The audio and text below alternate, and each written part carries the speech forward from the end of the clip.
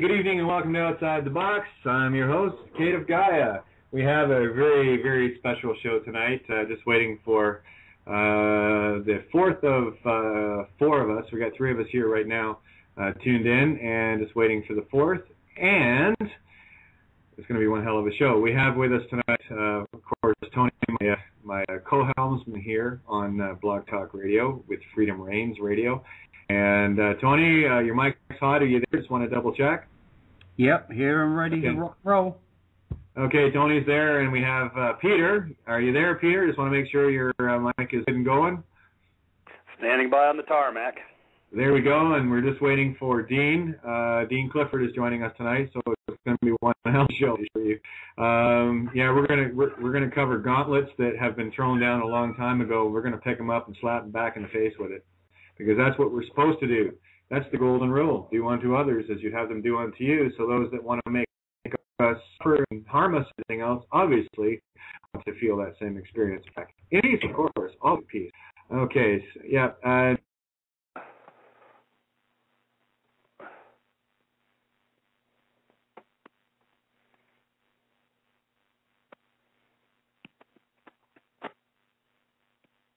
Okay, that didn't take long. Hey, I'm still here. Good as gold. We've had some trouble today with Kate's line. We've been on a couple of shows today. Kate has been absolutely chopped up over the signal. So I'm just, based on previous, going with the silence and presuming Kate's not there. So that if you're there, Kate, just speak up. Peter's here. Okay. Yes, we lost our board. Yep, absolutely. I think what we're just going to have to try and do is keep the show rolling while Kate's not here. Again, we've had this today several times. Even though the sound started off great when Kate came on, pretty soon after, bang. It's just things. Yeah, I'm back. And anytime you hear me drop off, jump in and take the helm, please. Because you know what they're like with me. They love to interrupt. I've got beautiful internet here, beautiful feed, everything. I never have a problem with my Skype unless I'm on the air. So that should tell people something, that what I have to say, I don't want you to hear. And I promise I'll fight the nail to get that across. So continue on for a sec, Tony. Again, I'm just waiting for Dean. And, I don't even know where to start tonight. I really don't. There's so much I want to talk about. But we're going to talk about bonds, right, Peter? I love Bonds. James Bond, James Bond, he's a good guy, man. He's got bonds. Yes, he does. I do want to bring up one very important point, and I've brought this up before on shows, and I really need people to get this, because everyone is still in the physical realm of the meat sticks. Okay, the meat stick you're walking around in is not yours. It does not belong to you. It was created by your parents. It was sold by your parents unwittingly and through deception, through the birth bond. Okay, you are just the vehicle that was given to you. And what we have now is show them that we know this and that we're going to be cleaning it back. Because you are the heir to that body. It was given to you and was stolen from you by deception. And one of the things I want to try to bring to the fore tonight is the fact that the commercial law, Lex Mercantarium, whatever you want to call it, is the mirror image of the above and below.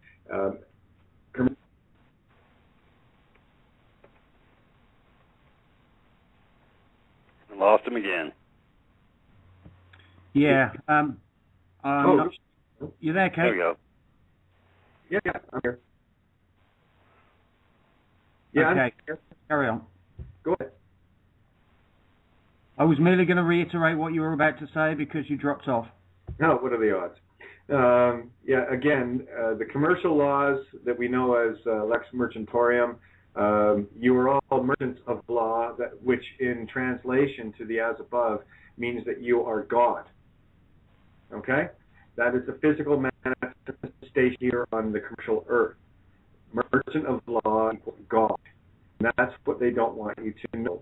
And if you will not act as a God, which is why they keep you in fear, thinking that you need to be, they will handle you as a child of the state, and quite rightly so, until you wake up and figure it out.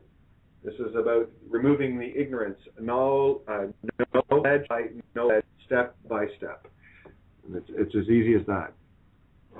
I know it sounds harder than it actually is. Dean's still trying. I'm working on him. I'm Skyping him right now as we speak. I guess Facebook's busted his hub. I'm telling him to go to the hard line. Yeah, I guess I'll have to give him the number. If he's, I already got it. I'm ahead of Kate. I got it under control. I'm getting skills now.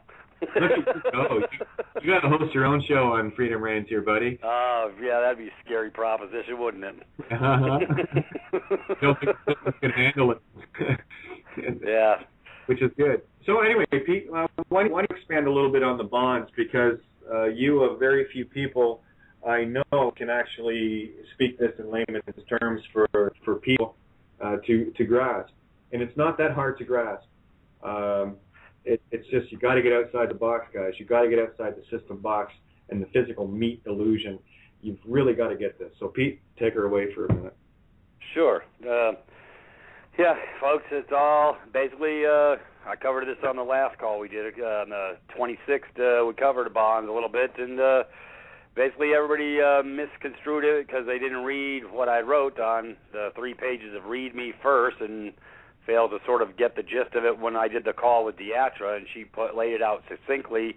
Folks, when I tell people to settle an account, it's not to go into the judge and settle the account.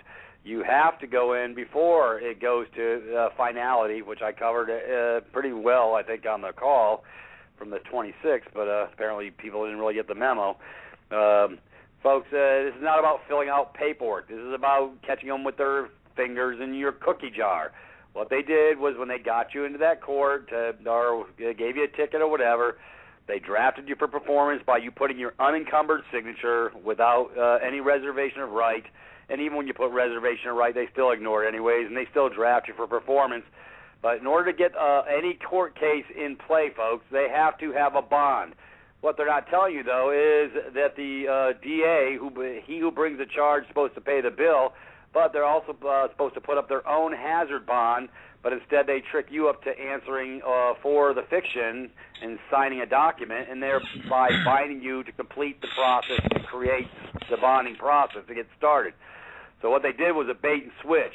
You were not supposed to know about the bait and switch. You're not supposed to know that you are using your bond. You're not even supposed to know you have a bond. Everybody's got a bond. It starts with the birth certificate. That's the Gordian knot that we're trying to cut, and we are cutting in the Divine Province. So anyway, folks, the whole point being is when I tell people to go settle the account, it's to go take the paperwork. I told them not to fill it out, but that's basically, those are your aces. Those are your cards. It's a poker game. You're not supposed to know about the Standard Form 24, 25, 25A, the Standard Form 28, the Standard Form 273, 74, 75, the Miller Reinsurance bonds, and the surety bonds, and all. Folks, don't worry, you don't have to catch it. It's all in print. I've got it all attached. We can make that available to anybody. This is a poker game. What you didn't realize is they're cashing in your chips. They're using your beneficial interest because you stepped in and answered up to the fiction on whatever the charge may have been brought against you, and you completed the cycle by stepping in and signing using your SIN, your /signature, and so that they could hypothecate your signature and get a game going. So behind closed doors, they're doing these so-called documents. All these forms I'm telling you about, they're already wrote up in the back room. You don't have to bring them with you to fill them out. You're just showing them, hey, yeah, these are the ones I'm talking about. I'm here to settle the account. You're going in harmony and love. It is your job. It is your responsibility to settle the account. A good debtor settles his account. So you're just going in, like I say, there's no controversy created when you go to settle the account. However, they get real excited because, they don't like getting caught with their hands in the cookie jar. So they run and scamper, and they'll do denial. There will be concealers. You bypass the schmucks at the front desk, and you tell them you want to talk to the DA. And, hey, you just tell them you're there to settle the account. That's the whole reason you bring your birth certificate box. That's the whole reason you ask for the CUSIP number. Folks, this is not rocket science. You're just asking for documents so you can close the account. You don't fill them out. They're already filled out on your behalf. That's the best part. You don't have to fill out a thing. You're there to settle the account. That's your job, and it's a card game. And if you don't stand fast, like Sister Deatra did, and you, like a brother down in Florida, he went in and he let the concealers win the game because he didn't know how to stand fast and who he was. He basically, the clerks of the court told him, we don't know nothing about those bonds, and we just know about the recognizance. And you know what? They're probably right, because everything is concealed, folks. This is all compartmentalized. Even Deatra is a public pretender. He didn't even have a clue about the bonds. He wants her to come and teach her about the bonds. Folks, it's the upper echelon that knows the game. It's the lower echelon that gets kept in the dark so they can have plausible deniability. So exactly. You got to love how this game works. Anyways, with that, that's a good open door right there. Yeah, I just wanted to mention we got Dean on the line now. He is in the room, and just wanted to let you know, Dean. So you want to say hi to the good people here? Let's get everybody into the fray. Dean, Yep. How are you? Not too bad. How's it going? Good. Great to have you. I'm just listening away here. Fun stuff, eh? So, yeah, well, really, they're used to hearing me and Tony all the time. I'm just looking forward to listening to you and Peter because I know both of you guys have such a level of knowingness within the system and how it actually works. And this is what people need to know. And there is a little post that I do want to read from, I just got to find it here, from my Facebook, and it was a link that was given to me today by Lucas, just like literally within the last hour. I had to find it, and where are we? I'll just go down. Now, this is an eye-opener for anybody that doesn't believe. Now, check this out. This is what Lucas, thank you, Lucas, for sending this in, another two-spirit kindred of mine. And anyway, here's what he wrote. I saw this. What are they referring to here? And I'll continue so you'll get this. Now, here's the quote. To ensure that you have the prices for the correct date, use the prices in the newspaper on the day after the date of death. If death...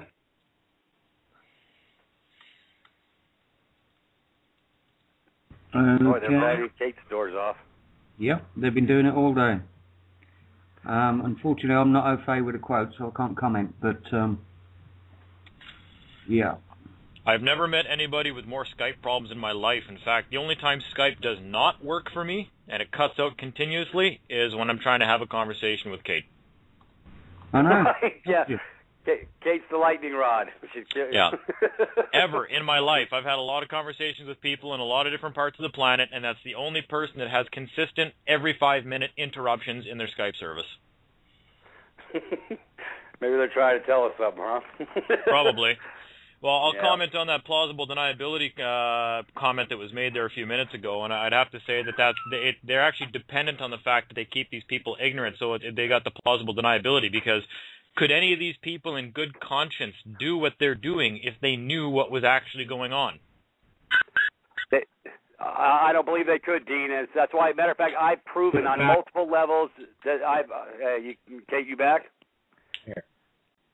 Anyways, Dean, you're dead nuts right. Hey, I know some judges who are no longer judges, who are on the lower echelon of the food chain, who don't even know half of what I know. So there is plausible deniability. And as a matter of fact, I've gone down to the clerk of the court down here in this county, and I've asked her, I said, is it you that fills out these bid bond, performance bond, payment bond?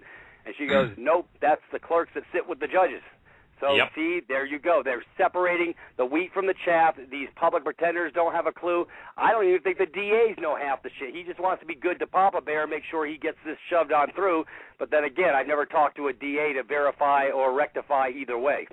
They have no idea. They really think they're prosecuting real laws. That's the sad part. They're that deluded. The other thing is, too, and the great part about this is it doesn't matter how incompetent their underlings are. Does that remove liability from the employer, from the government that's hiring these people, that's harming us? That's why I was talking about the hazard bond. See, I got a 43-page document. I'll be glad to send it over to you, Dean. You'll love it. It's every case is every case and every charge is a different bond. And there's the clown at the circus is called the DA. He who brings the charge pays the bill was supposed to have brought his hazard bond to bond the case. They can't do a double jeopardy and trick you into using your bond, and then that's what they're doing, though, is it's literally concealment, and it's a bait and switch. And when you walk in and stand in the bow and answer up to the fiction name, they got them a game, and they complete the cycle by appointing you some public pretender scumbag, some mouthpiece who thinks he's operating as your representer, and that's when they finish the cycle and move that case forward. So, did you hear my call that I did with Deatra and how I got her to get them to? They threw the case out. They didn't want to talk to her after she went in trying to settle the account like I told her. No, I haven't heard anything about this actually. I'll send you the call. I've got it on my Skype. I'll send it to you in Skype. You can listen to it. It's the first 45 minutes, 50 minutes. Because Deatra come to me playing, not knowing what to do, because what they did was they screwed her eyes out, even though it wasn't her issue. Her ex got kicked out of the house. She kicked him out, and so out of spite, he wrote a check on a closed account. She knew it was closed. He knew it was closed, and he did the dirty deed, and then they come after her, and then she proved to them, hey, I closed the account out. That's not my signature on that thing. And they said they weren't going to charge her, and they still charged her. I said, you know what, sweetheart, it's time to shake the dadgum tree. So I stepped her in. I gave her a little class on bonds. I said, you need to make a copy of this, this, and this. Bring your birth certificate bond, and you want to be asking for the custom number, and then you tell them you're ready to settle the account. That's going in harmony. You're going in peace when you go to settle the account as a live man, but you can't wait to get in front of the judge to do it. You got to do it before the day of infamy. Otherwise, it doesn't work real good because the judge is going to steamroll your ass, or they'll have the cop taser you, and you ain't going to get nothing out of your lips when you start saying the word bond off your lips. So what I told her is, don't wait till you go before the judge. You can go settle this way before then.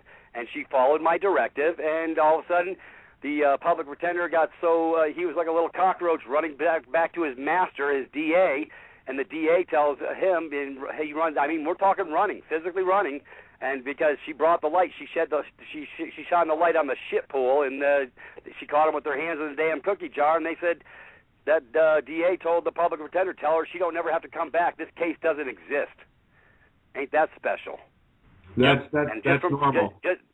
Just from a 25-minute phone call with me, because I couldn't put her in the deep end. I didn't even really want to go do it, but I said, if you got a spine, you can stand in there like a pit bull. You're not leaving until you settle the account, sweetheart. She got what I was saying, and she went in. She wouldn't sign none of their crap. She told them, take these documents back to the DA. She's there to settle the freaking account. Well, the DA got so excited because she knew. And matter of fact, this is the funny part. The public pretender, because I know he didn't know crap, wants her to teach him about bonds because he knows nothing about bonds. And he also said to her, by the way, it was nothing personal. It's just business. It's all about the bonds, folks. That's all it is. Yep. And so I put forth, I'll send you my attachment, Dean, that I put forward with all the bonds, the GPO.gov website with all the special bonds. And you can have, I love having, I just want to go have some fun because I want to go settle the account.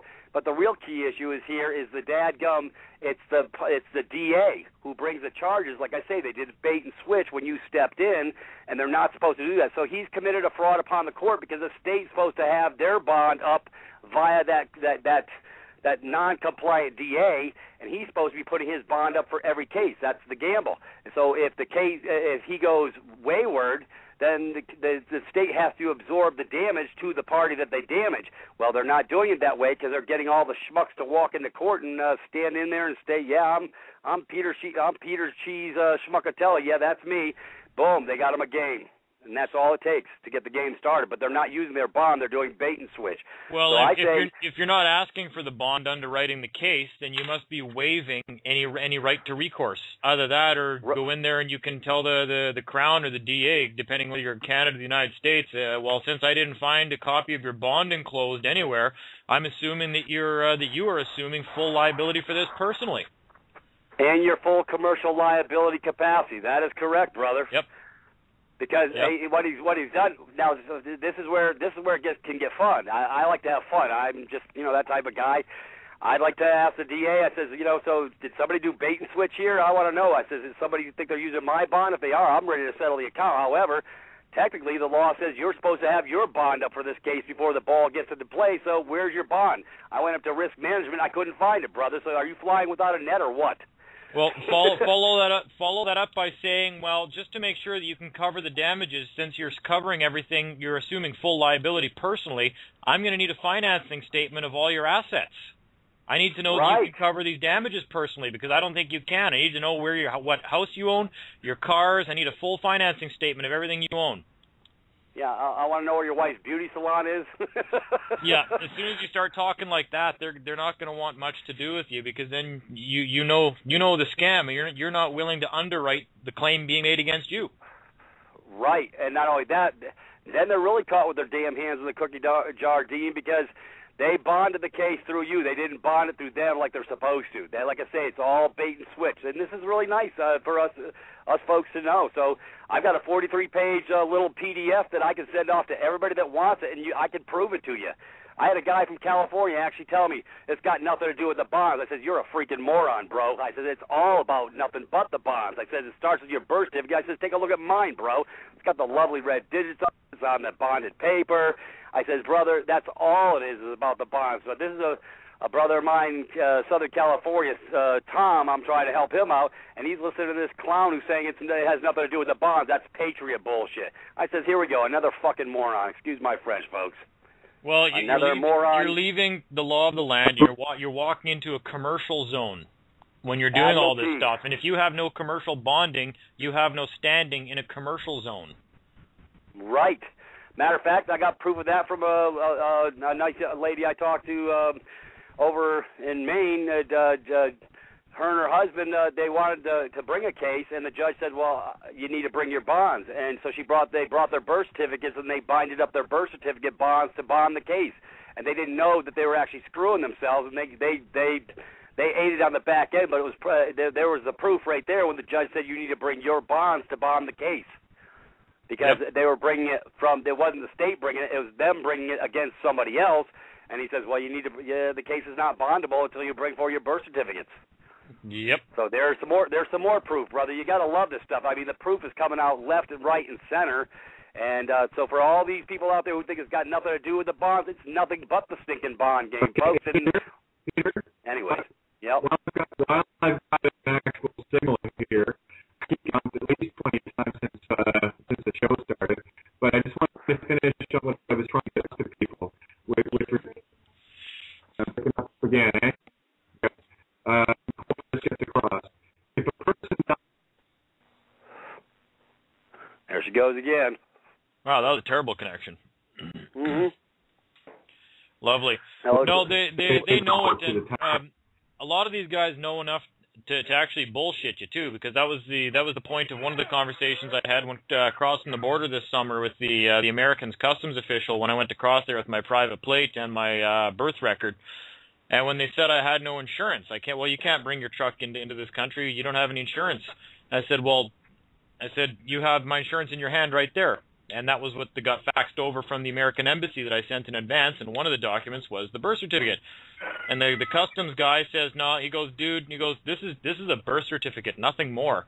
I said, well, so I don't really mean to argue with you, but I can tell you from experience, and I know what I'm talking about. That is a bond. That's my insurance policy. And he said, I'm afraid not. And I said, I'm afraid so, my friend. Yep. He just smiled at me, and then he walked away, and he comes back about 5 minutes later, and he goes, well, this doesn't cover your truck.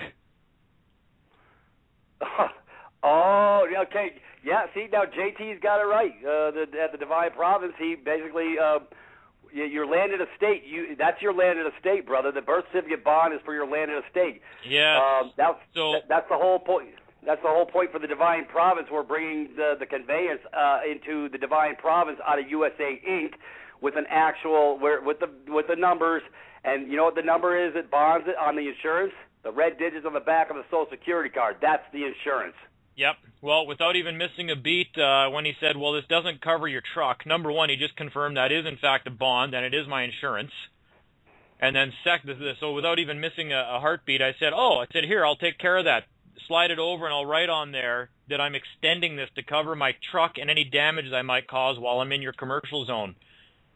And he snatched it away, and he just smiled at me and then walked away. Wow.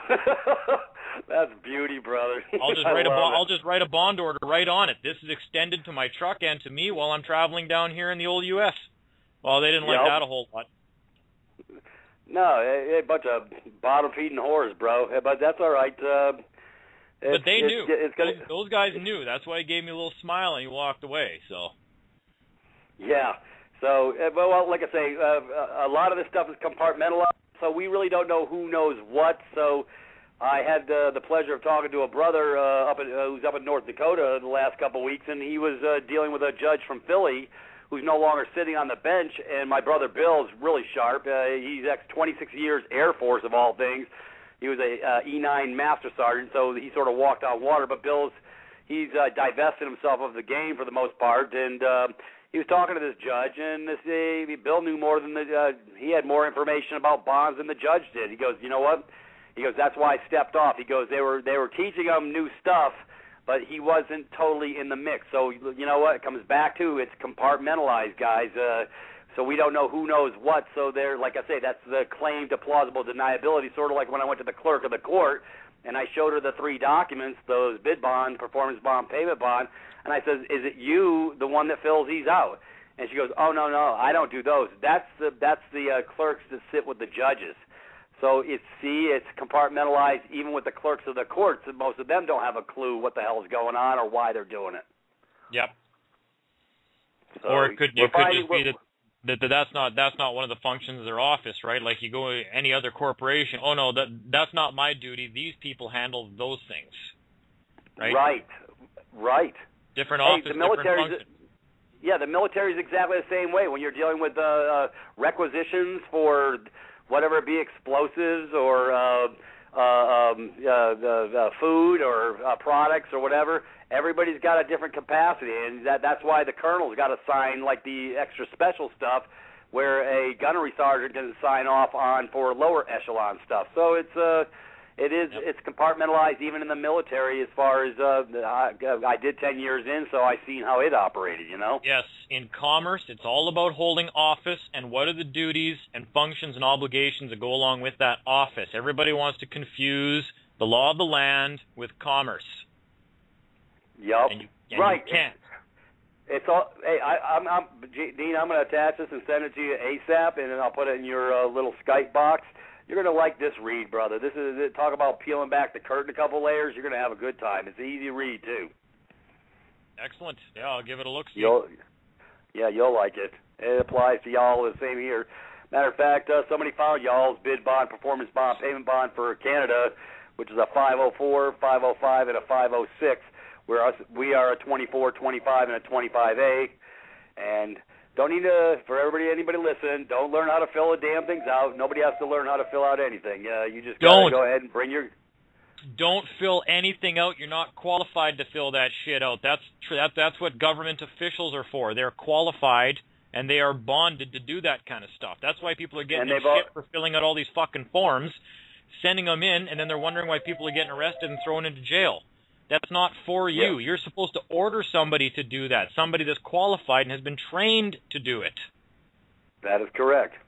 You just give orders. You're the highest ranking official around. I just give orders. I don't have a fucking clue how to fill that stuff out. That's your job. I'm ordering you to do it. Exactly. That's what I keep telling everybody. I did this bond issue, and I don't know where they got the information. You're supposed to learn how to fill this out. I've never told anybody you never fill anything out, and I told them, some people say, well, what do you do when you get in the front of the judge? Well, if you've gotten in front of the judge, it's too late. This is not getting in front of the judge. This is going through the side door and dealing with the dadgum DA. Of course, I got another call coming. I'll be with you guys in a second. Yo. Okay, so what, we're down to me and who? I'm on a Skype right now, sweetheart. I'm on the Dean Clifford show. Go to your Skype. I sent you the address to go to. I don't think I'm a show. But, I don't know. I'll just blabber while nobody else is around, but that's the two main points I'm really trying to concentrate on here. I just spent the whole summer traveling and trying to help people out of stuff and wasn't around much to do many shows.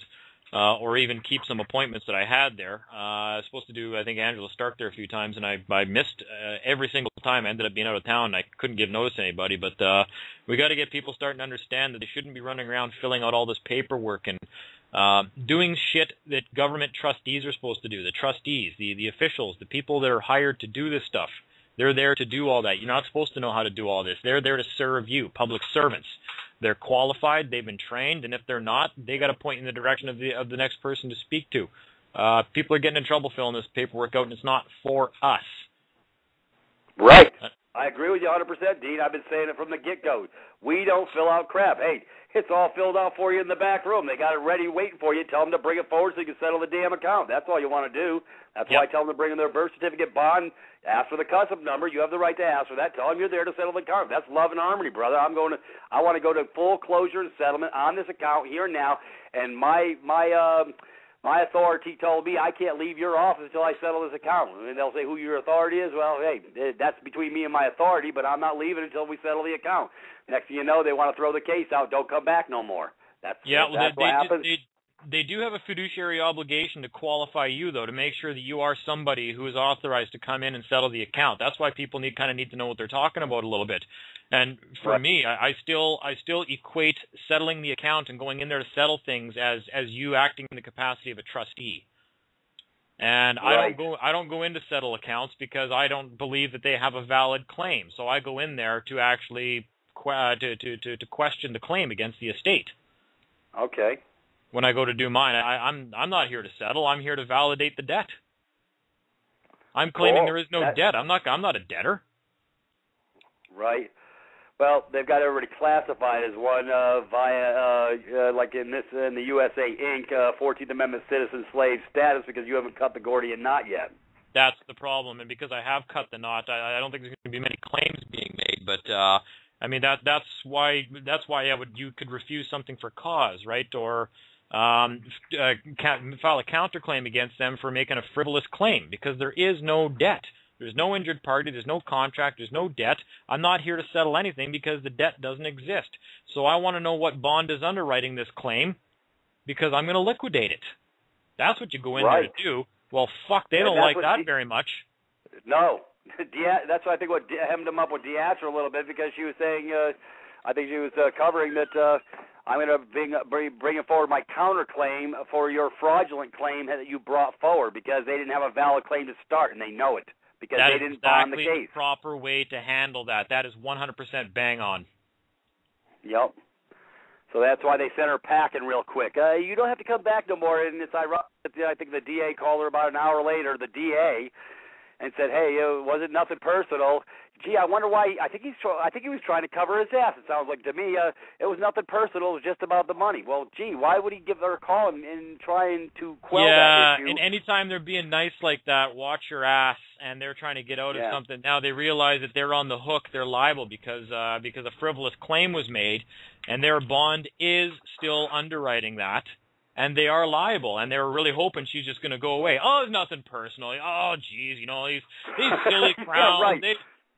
Geez, they just charge everybody. Thank God there's people like you that come around and blah blah blah blah, and then they want to fluff you up a little bit, hoping you're going to go away. So, right. Well, hey, brother, it completed the objective and the goal, so that was a good thing. But at the same time, had we been thinking a little bit faster on our feet, I would have been going straight up to risk management and finding this sorry-ass bond that doesn't exist because I know he was flying without a net. Yeah, and well, if they don't, a lot of these guys might be different in the state with the DAs, but a lot of DAs, and especially up here in Canada, newer crowns or crowns that don't have bonding yet will be operating under the crown that's actually underwriting the case. So there will be a head crown that's actually underwriting it, and then they have several crowns working under them that work under their bond. And that's why you have to find out. Yeah, you just have to ask which crown is underwriting this claim. That's a simple question. Right. Because they always have a duty crown show up in court. No, I need to know which crown is underwriting this case. Which crown holds the bond that's underwriting this case, because they've made a frivolous claim, and I'm here to liquidate on that bond. That might be the last time you show up, you're asked to come back in court. It's funny you use the word crown, because when I was a kid, my old man used to say, no, my mom used to say, hey, I'm going to crown you. Well, shit. That's not, it didn't sound like it was a positive thing, but it's ironic we talk about the crown in this context, and my mom used to say, I'm going to crown you if you get out of line. Nice. Anyway, that's sort of funny. And then that's the other thing with Canada, too, is people don't know the difference between the crowns here in Canada. The crown and right of the province, the crown and right of Canada, the crown being Her Majesty Queen Elizabeth, those are all different crowns, and no one's asking, well, which crown is this? Which crown is making a claim against me? And isn't it neat that down there in the States, and I think a lot of Americans are waking up to this, you guys fought a war of independence and you seceded and you've got your own country now. Well, how come when that Operation Fast and Furious went down there in the States and Congress demanded that Eric Holder produce all those emails with regards to Fast and Furious, and he said no, and they held him in contempt of Congress, and then out comes the Crown to say, well, the Crown's not going to pursue a criminal action. What the fuck does the Crown have to do with each other's asses. Yeah. What the fuck does the Crown have to do with this? I thought there was no more Crown in the United States.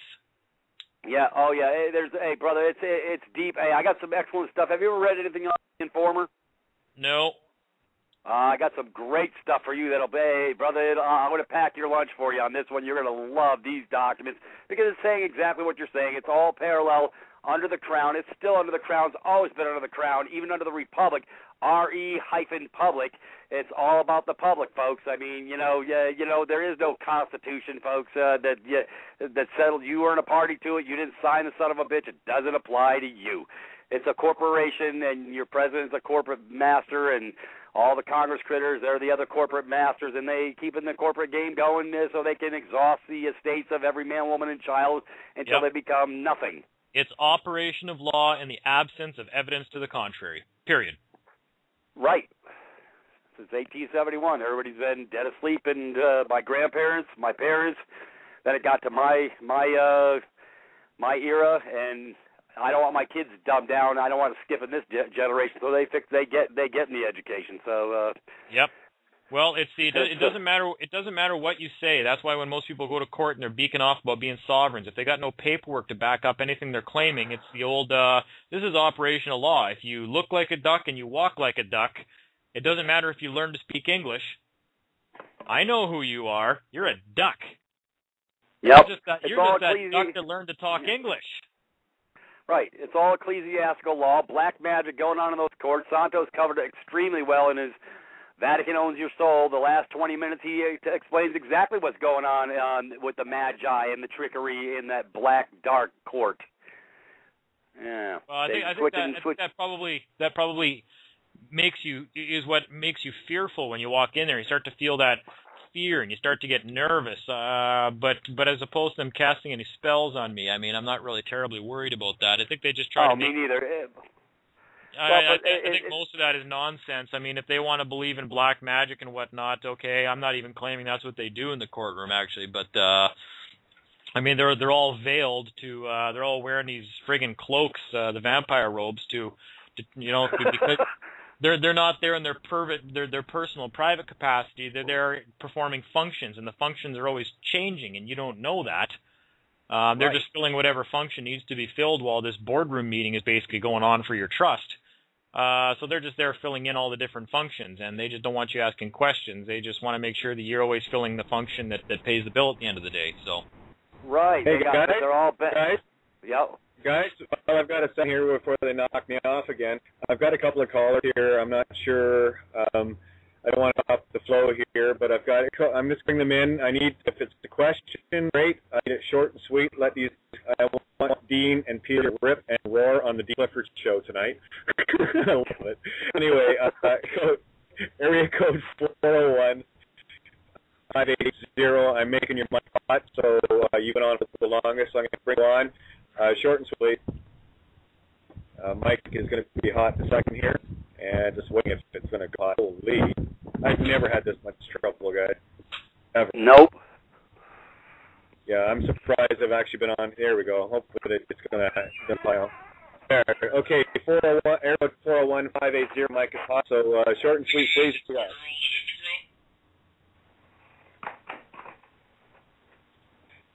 401 580. Are you there? Okay. I'm not here. 401-580 is Patrice. Patrice, okay, well, we'll leave you hot, so we're going to get you in a call. Great to have you here. I'm going to go to the next call, just see who it is. So, Han, I'm glad that you joined us, another host for Freedom Reigns. So here we go. Area code 417, first three numbers 368. I'm making your mic hot, so let's see, short and sweet. If you're not a host, well, there you go, huh? Yeah, so here you go. Your mic is now, wait for it. Mic is hot. Area code 417. Okay, can you guys hear me? Yep. I hear you. Okay, I've been in this effort for 20 years, and I have no doubt about the birth certificate and the bonding of and the commercial part of this. My problem, and if you guys could clarify, when I look at these standard forms, 24, 25, 25A, or whatever it is. They all say on them that these are construction bonds. Absolutely they are. Well, construction of what? Constructive trusts. Constructive trust, exactly. Thank you. And I have documents on constructive trust if you want them. Feel free to email me, katierenee@live.ca. All my info is on my blog, loveovermind.wordpress.com. So it's all there. And that Kate, or is that... That's Kate. I'm Kate. Okay. Yep. I have a friend in Ontario I've been helping with a lot of stuff over the last little while, and he was a victim of a divorce proceedings. And when we finally brought some stuff into the court to start to go back and undo all the damage, he went before one judge that said, I can't hear this matter. This has to go back before the judge that created this trust. There you go. So there you go. It's a constructive... So when they're saying construction, they're talking about a constructive trust. Yeah. Like in Canada, the last payment bond is, let me just bring it up here. It's for labor and something. Where is it? Labor and materials. In Canada, it's the 506, labor and materials. That is the payment bond, and they're all about construction because it is about constructive trust. Talk about deception. There you go. Yeah, and that's why I highly recommend never filling out any of their paperwork. You have no idea what they're saying in their paperwork. You could be agreeing to anything. You don't know. It's literally another language. It's their language. Stop filling out their paperwork. And believe me, if they live on paperwork, these people they need all this paperwork because that's the only place where they live. All it would take to collapse this system is for everybody to stop putting their name, their signature on anything for a couple of weeks. Yep. The whole thing would fall apart. Stop signing your frickin' name on things, period.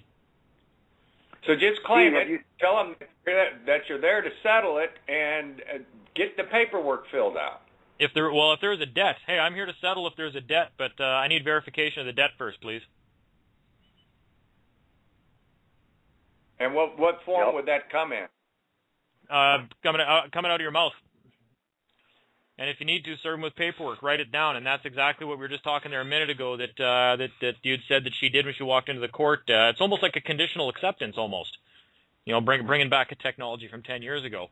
So, yeah, I'm here to settle the debt if there's a debt, but who's the debt owed to? Who's the injured party? Gotcha. Well, that's exactly it. And again, we have to go back, and what Dean is saying is he cannot put it any more literal. This paperwork is not yours to fill out. That is their realm. Mm-hmm. That is their reality. And he's absolutely correct in why I will never sign, and I spell that S-I-N-E because I speak from the ethereal, the actual intent of the spirit, which is me driving this meat stick.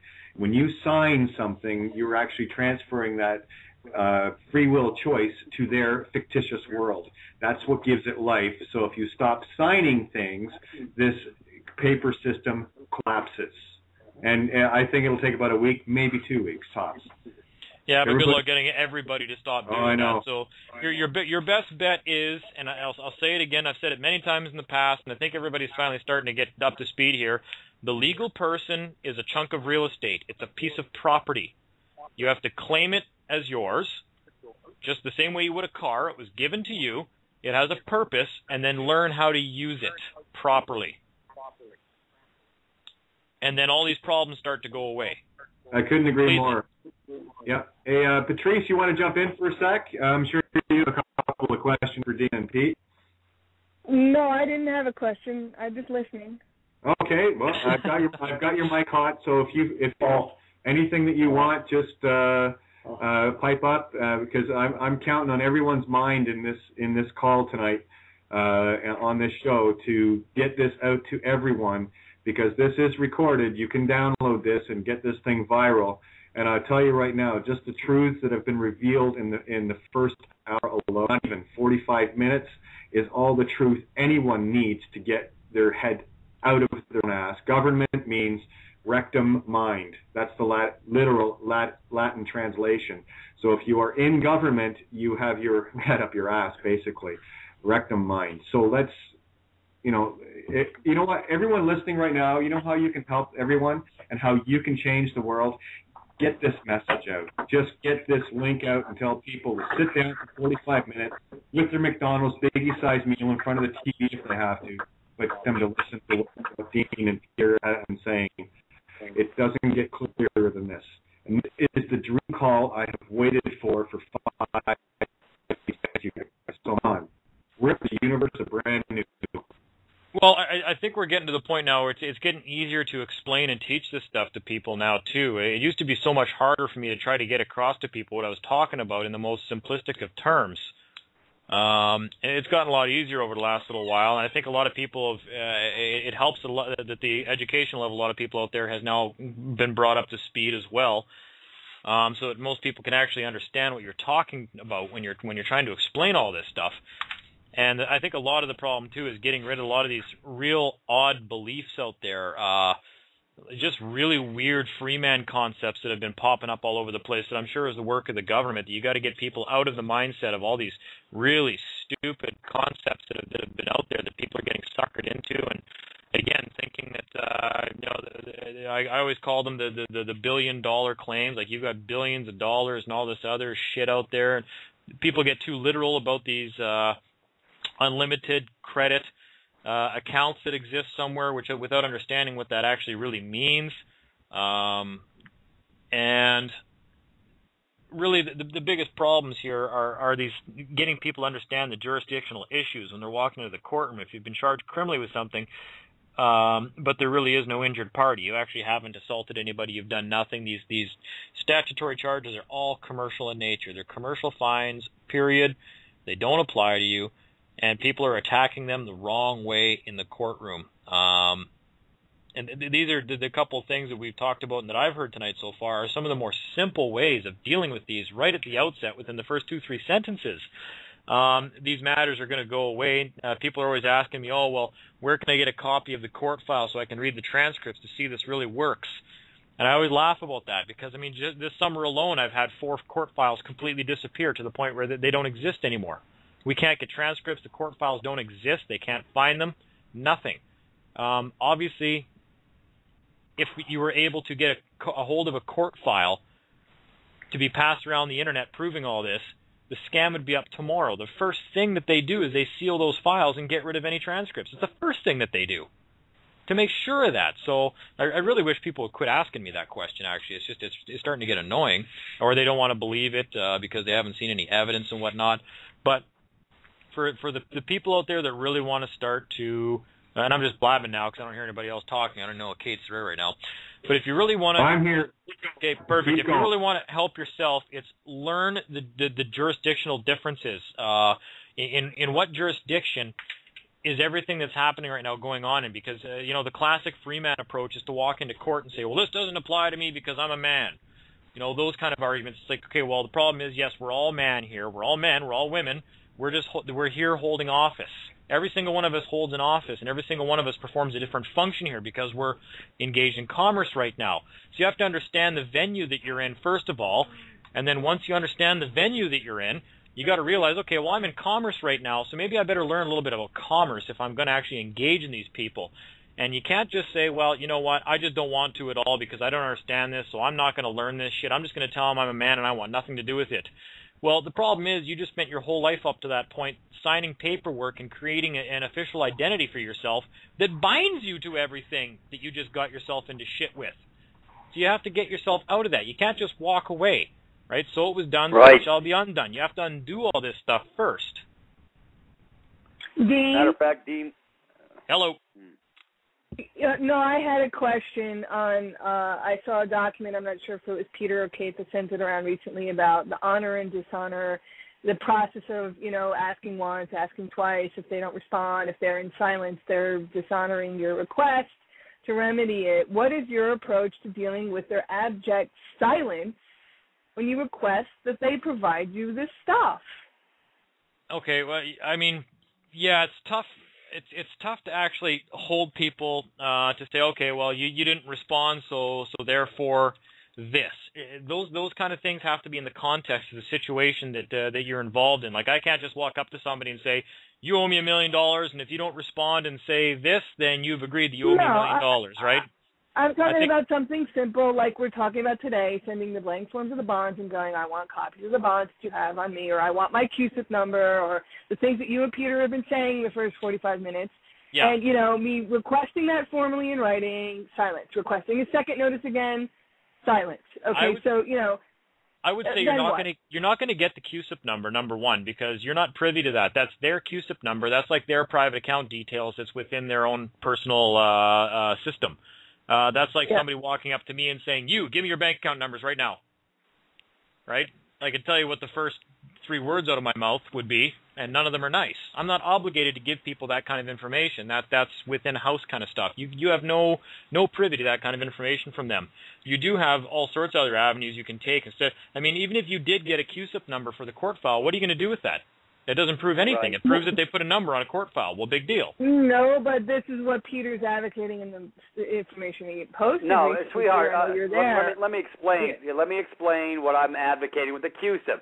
Just the mere fact that you know that it exists makes the little bastards nervous. They're like cockroaches running into the dark and from the light to the dark. No, I understand that part. I understand that part. And then there's the SF 24, 25, 25A, 203, risk assessment, Miller Act, all that stuff. So you send the blanks and say, what about copies of these things? Gee, I'd like to see them. Then what? What are we asking here for? And I'm not trying to be belligerent, but Kate, my approach here is there are listeners that have this question and won't ask it. I'm trying to ask because they're not going to get it. Okay, you're telling them to ask for something, and then when they're met with silence, we don't have a next step. Okay. Well, that I can answer real quick right now. I'll step in on that one. For instance, like one approach you could take is when you walk into the courtroom and you say, well, I'm here for that matter, but there's a problem because in the disclosure I did not find the Crown or the DA's performance bond. I need a copy of their bond because we have liability issues here, and I'm not willing to proceed in any hearing where I don't have a guarantee that I'm going to be paid if these people harm me. Say, so I'm leaving, and until I get a copy of that bond, I'm not coming back, and you can't force me to because I need to make sure these people are actually bonded. Right. Yep. And that's when you use something to say, I'm not coming back. We have estoppel at law because I'm not proceeding until I'm convinced that these people can pay for any damages that they cause me. Because I'm telling you right now that they brought a frivolous claim against me, and I've been injured. So until I see a bond, we're not proceeding. We have estoppel at law. Goodbye. And leave. Okay. That'll probably be the last time you ever hear the matter. Well, what if it's not the last time you want to hear the matter because you don't have any contact with your child and you're trying to get contact with your child and the family court is holding you? That's what I mean. Now we're getting into specific kind of like cases. Yes, exactly. So maybe on the one hand you don't want to be accused of what they're accusing you of, so that's one piece of what you just said. But on the other hand, you're asking them to stop holding your child in tyranny and allow them to contact you. Okay, now that we're getting into something where we've got, I guess, a better vantage point to look at it. Okay, with something like a situation like that, this is where I would, instead of using the argument I just went over, my usual first query to somebody when they brought a claim against me, or that I would recommend to people, say if they come and they take your kids because you haven't already, gone through the steps of removing the state's authority to interfere in your lives. would be the first question you could ask the state is what their standing is with regards to you and your kid. What is their standing? Which basically says, but what if it's already happened? If it's already happened, and Yeah. you're already not in contact, and their claim is that you're dangerous, therefore you're to have no contact. Okay, so that's a false claim, which gets a little bit addressed by what you're saying. But it's a false claim against the person, and you're causing injury because you're denying contact with a teenage child who should be free to speak on their own, 14 and above, if they want to use statute. And number two, now you're saying. Not to go into that case anymore, but by not going into the case, they're saying unless you enter my court and motion to have contact with your kid, you're not going to get any. We're going to, arrest you or, now, hold you in contempt or any of this other crap, law stuff that's going on. Let me explain to you what I mean when I say what is your standing in this matter, okay? So the state says that you've done something that warrants them to come into your life and to remove the kids from your custody. What I mean when I ask somebody what's your standing with regards to this matter, it means what's your interest? What is your interest in this matter? Because they can never prove they have the authority to walk into your life. By comparison, that means some dude is walking down the street and he walks by my house and I've got my chainsaw out and I cut down a tree in my front yard right in front of him. He walks over and says, "Hey, did you just cut down that tree?" "Yes, I did." "Well," and then he makes a claim against me for cutting down a tree on my own property. What the fuck has he got to do, anything to do with my property? What is his standing with regards to my property? It's my property. I can do whatever I want with my property.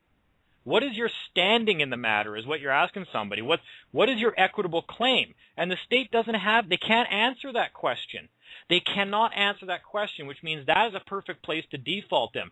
Contact them 3 times by registered mail. What is your standing in this matter? And I only accept affidavits or something that's been stamped, qualified, sworn before a magistrate or whatever you guys have down in the United States. Like, what is your standing with regards to me and my children, my family? What is your equitable standing in this matter? And if they can't answer you, you default them, and then you go back to the court, and then you file a counterclaim. If you're in criminal court or if you're in family court or whatever, you file a counterclaim. And you make application for an order for the return of your children on the grounds that the state has absolutely no standing in this matter. If they have no standing, they can't bring a claim against you because an action is not given to one who has not been injured. They have no standing, period. And they'll never answer you. They'll never actually say they have standing or they have the authority to do something. They'll never produce proof of their claim. They're hoping you never ask what is their standing in the matter. The same reason that when was the last time the government of Russia showed up at your house to take your kids because you spanked one of them?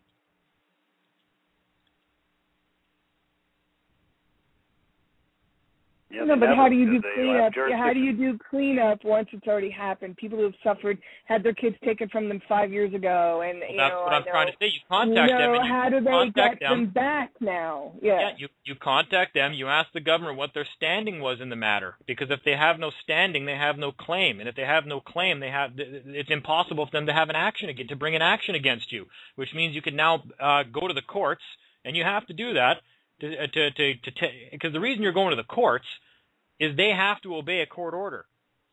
You're going to get their courts to order them to return your children.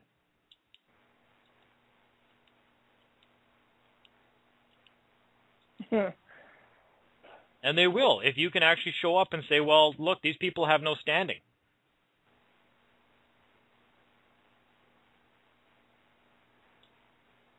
That's the most important issue besides office, man holding office, is standing in a matter, right?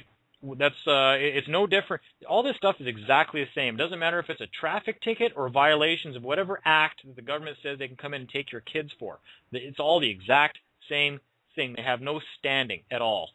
And they try to use the usual heartstring kind of stuff. Oh, but we have to get involved because there's kids out there that get abused and the state has to interfere. Well, right. You know what? That has nothing to do with me. That has nothing to do with this matter. Okay, I asked so what about damages? What is standing in this matter?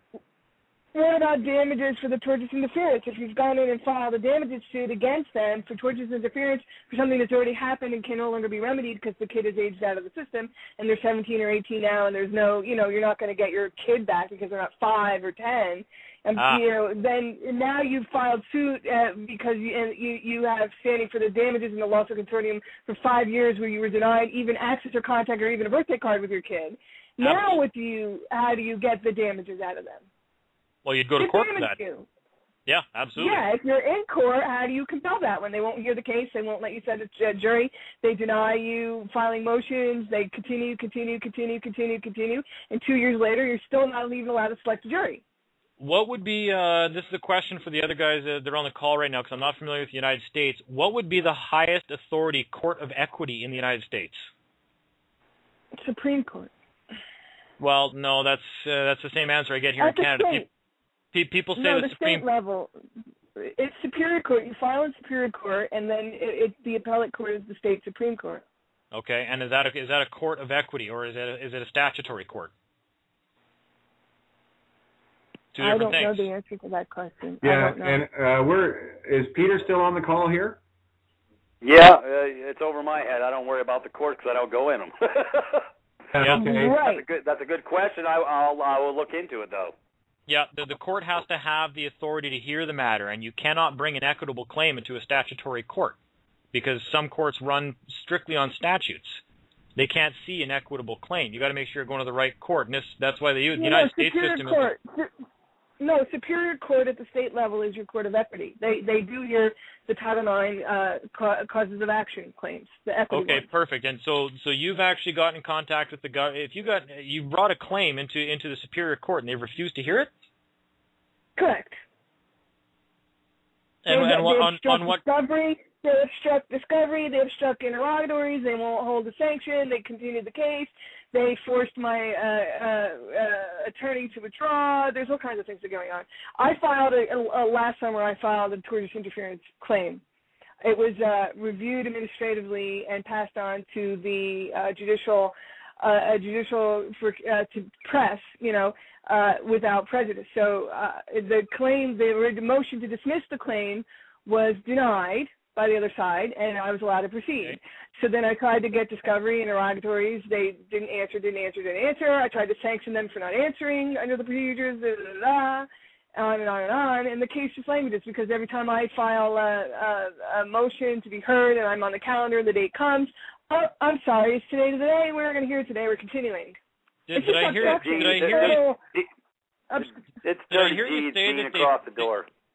you say that they forced your attorney to withdraw? Oh, yes. Mm-hmm. So you had an attorney? I did. I was pro se, and then get this. I was pro se, then I was forced to have an attorney, otherwise I wouldn't be heard. And then when I had the attorney, and we were, you laugh. And then when I had an attorney and we were preparing interrogatories and discovery and going through those motions, my attorney was forced to withdraw. They made it seem like you had to get an attorney in order to remove your standing. They had to make sure that that you have no voice, because the minute you hire an attorney, they can't hear you. They could hear you before. They couldn't as soon as you hired a licensed attorney to practice within the state. How do you question jurisdiction when you hire one of their own lawyers? Right. Then we had a hearing on standing because this issue came up. The opposing counsel said Patrice has no standing. And I had a hearing on that. And I presented my daughter's birth certificate, and the judge said I did have standing. Yep. And then my attorney had to withdrew from the case. Yeah. So I did have standing. And that was already ruled on. I have standing for this case to proceed. Yeah. I have standing. That was ruled on. They all got together, conspired to figure out how to trick you into getting an attorney. And it also involves more than simply just producing the birth certificate. You have to actually produce some kind of a declaration, an oath, where you actually swear, if you don't like the word swear, affirm to your standing within the birth certificate. Like, who are you in relation to that document? Just producing it. Oh, no, I did. I've done that twice. Twice, and I filed multiple documents. Yeah, exactly. Yep. Oh, yeah, well, absolutely. And the judge ruled that I do have standing, so the opposing counsel's motion to dismiss me as having no standing she's been denied 3 times now trying to dismiss this case. She gets denied every time. I win every time, but I still can't press. I can't get discovery done. I can't get interrogatories. I can't get her sanctioned. I can't, get the procedural stuff done. I can't get the administrative stuff done. I can't even get a date in the calendar. Have they? So you actually had filed a statement of claim then? Oh, and they were filing. Pages. They were filing motions to dismiss, saying you don't have standing. Correct, and I overcame all of them. Motion to dismiss on 12b-6, motion to dismiss because I was psychologically incompetent, motion to dismiss because I don't have standing. I win them all. I overcome them all. He has not been dismissed yet. I continue to have standing, and I've not been dismissed. But I cannot press for whatever reason. So they finally had to get you to hire a lawyer to get your lawyer to withdraw the claim because you had them. No, he withdrew himself now. And so now I'm currently in a suspended animation state, and I'm 2,000 miles away, unable to really prosecute the case because I'm not there physically to go in and file the documents and stuff like that. I'm 2,000 miles away. Just a thought. I'm going to bounce this off both you guys, and I think one of the angles that I would approach this, and the only one at this point, would be along the lines of, that's fine. You want to dismiss, put your money where your mouth is. I'm going to need your bonds and your QSIP numbers. Because if you're bringing a claim against me, I need to know that, like Dean said earlier, that I'm protected for any harm against me. And the only way that can happen is if, this goes back to the maxims, commercial maxim number 9, which I will bring up and let you hear. This is some critical information as far as I'm concerned.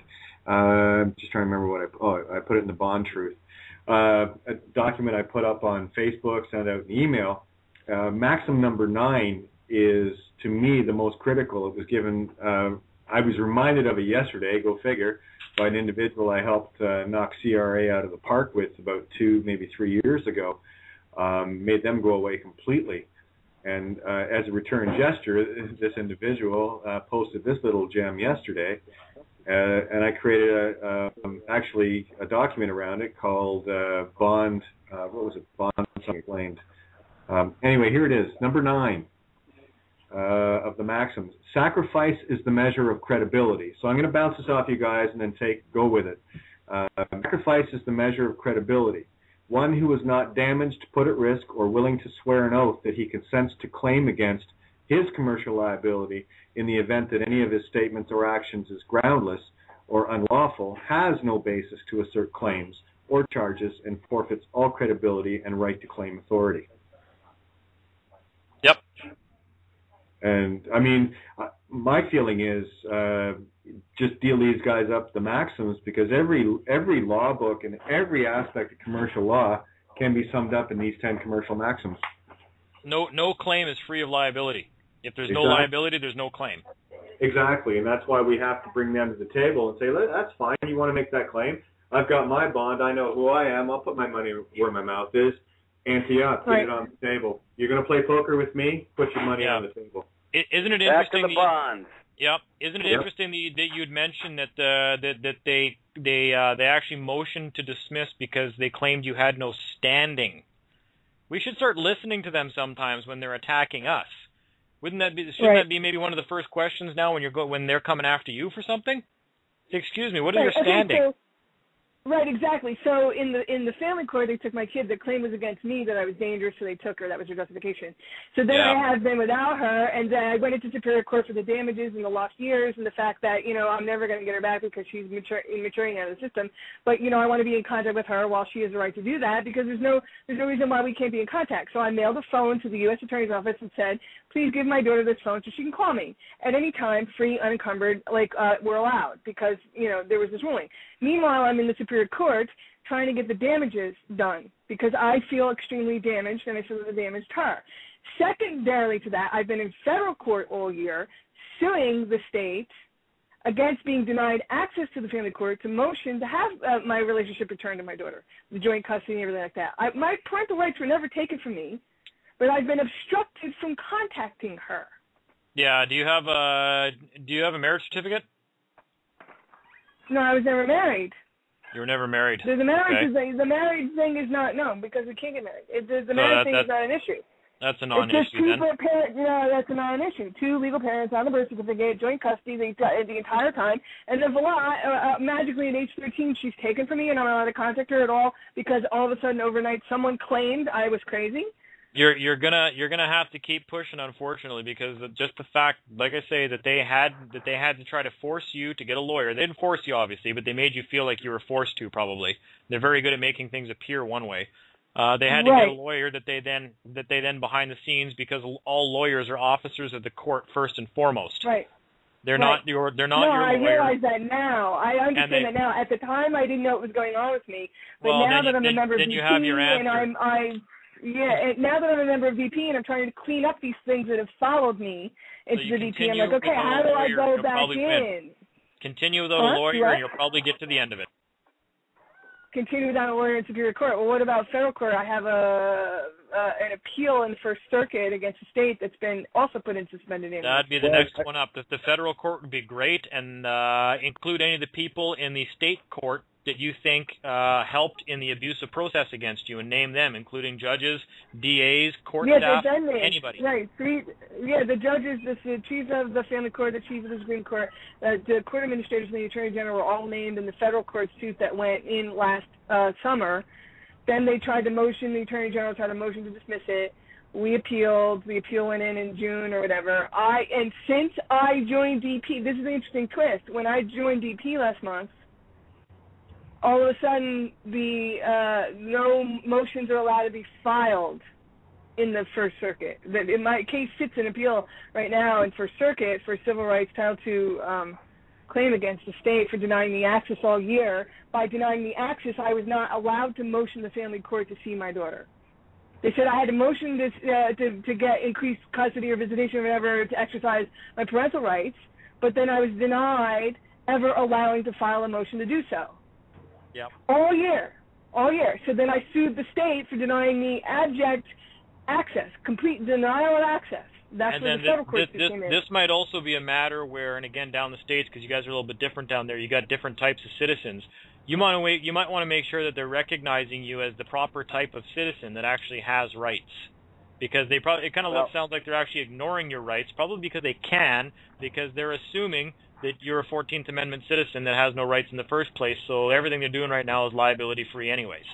There's that assumption. But I don't know what to do. I don't know what to do with it now because I've changed my status in the middle of all these things. The Superior Court suit for damages went in last summer, and the federal court suit against the state went in last summer. Well, when you correct your status, you always do it non-pro-tunc, right back to the beginning. I've always been this. I've never been anything else. And if you're claiming anything to the contrary, produce it, or you agree with me. And that's where that would come in handy, where you say, unless you can produce any claim.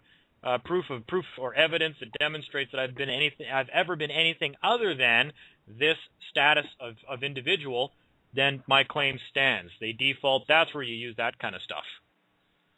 Okay, because I don't know how to bring that forward to the federal court and say, stop stalling my case. Stop blocking me from making progress on both the damages suit and the civil rights complaint in federal court. I have those two damages complaints because I really don't feel like monkeying around with the family court anymore because they're part of the problem. Yeah. They're the ones who did the damage. I'm suing them for damages now because I can't get back the years lost with my daughter. Yep. I'm 16 now, but I've been damaged by it, and I feel like I want the damages to go forward. 14th Amendment citizens have no rights. You're a slave. Right. I'm not a 14th Amendment citizen anymore. Okay, Patrice. They haven't got the memo, Patrice.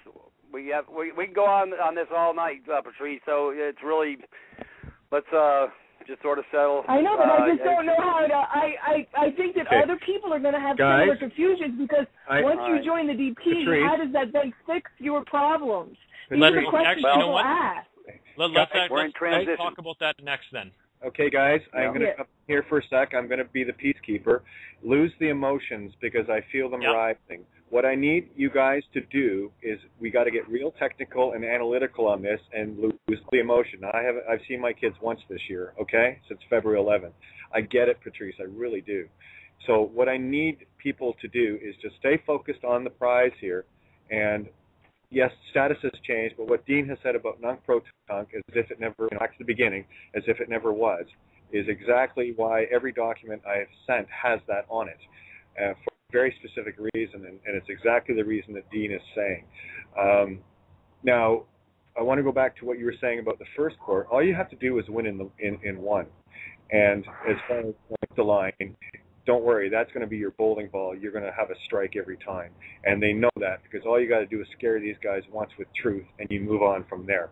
And that's it. So, Peter, I'm going to get you to jump in here as far as what Patrice was talking about with the 14th Amendment, just to clarify that. And, again, let's just try to, leave room to breathe.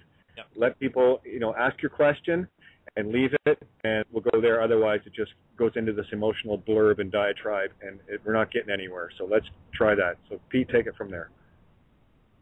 Right. It all comes back down to she's warring. She's got to stop the war, and she's already made her first step. Right now, we're in the transition, so the answers that she seeks is right around the corner, and I can't give it to you in 30 seconds, or her in 30 seconds, but it's coming. It really is. So, Patrice, you just have to stand fast in where you're at because everything is so new. This has never been done before, what we're doing with the Divine Province and how everybody's coming out. So everybody's got to take a huge, deep breath and relax for a second because all things will become patently clear very shortly. It's just not, I can't wave a magic wand. We're in transition, and so everybody just got to take a big breath and relax for a second. I know it's not my issue. I know it's your issue.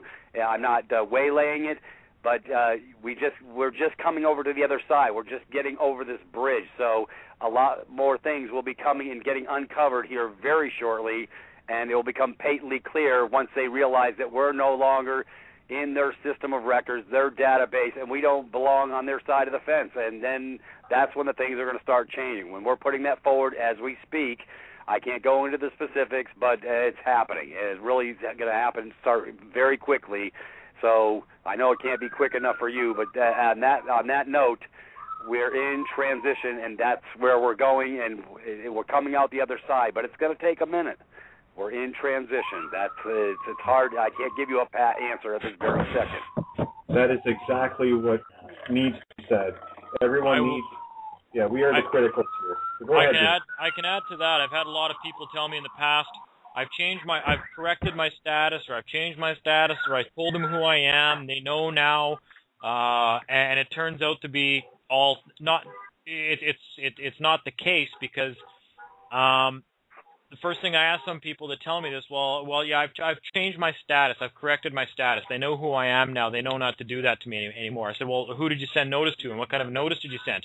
Oh, I sent a letter to the Pope letting them know that I'm not one of the Vatican slaves anymore. Something like that. Something ridiculous.